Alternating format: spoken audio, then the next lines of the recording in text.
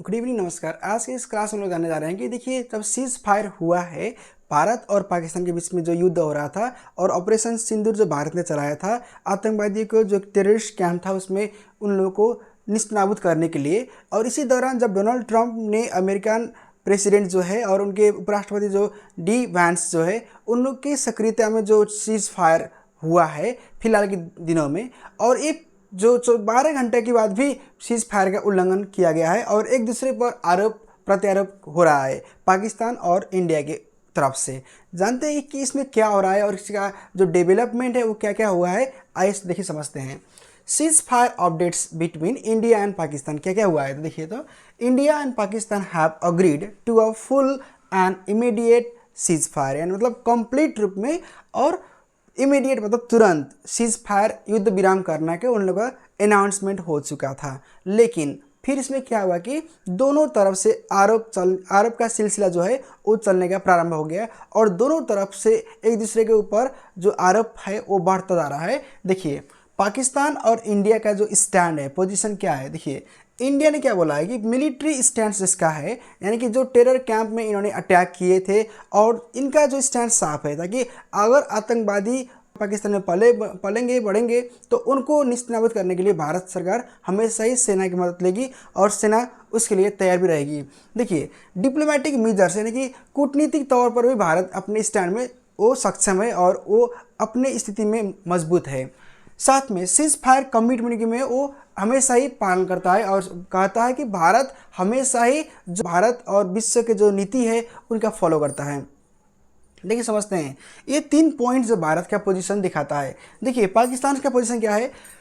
पाकिस्तान हमेशा ही डिनाई करता है कि उसने गलत कभी हुआ ही नहीं है और कभी किया ही नहीं है। देखिए, डिनाइल ऑफ इन्वॉल्वमेंट, यानी कि उस कहता है कि हमारे देश से भारत में जाकर अटैक हुआ ही नहीं है, तो भारत अगर पाकिस्तान में अटैक करेगा तो हम लोग भी अटैक जवाबी हमला करेंगे, भारत पर रिटालिएट करेंगे। इंटरनेशनल सपोर्ट पाकिस्तान को कुछ हद तक मिलता है और भारत को उससे ज़्यादा मिलता है। कमिटमेंट टू सीज फायर, ये भी करता है कि हाँ, हम लोग से कमिटमेंट करते हैं कि हम लोग सीज फायर करेंगे, यानी कि हम युद्ध विराम की घोषणा करते हैं। लेकिन यानी कि पाकिस्तान से भी गोलाबारी चलता है और इसके जवाब में भारत से भी चलता है, यानी कि दोनों देश वो एक दूसरे के खिलाफ फिर रहते हैं। और देखिए, समझते हैं इसमें क्या हुआ है, जो करंट सिनेरियो है, situation after cease fire.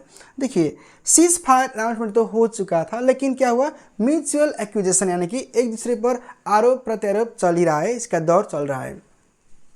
The situation remains fluid, अभी कहा नहीं सकता कि मतलब क्या हो रहा है, ये अभी लगता है कि मतलब भ्रम में है और एक क्लियर नहीं हुआ है। With the potential for further escalation if violations continue.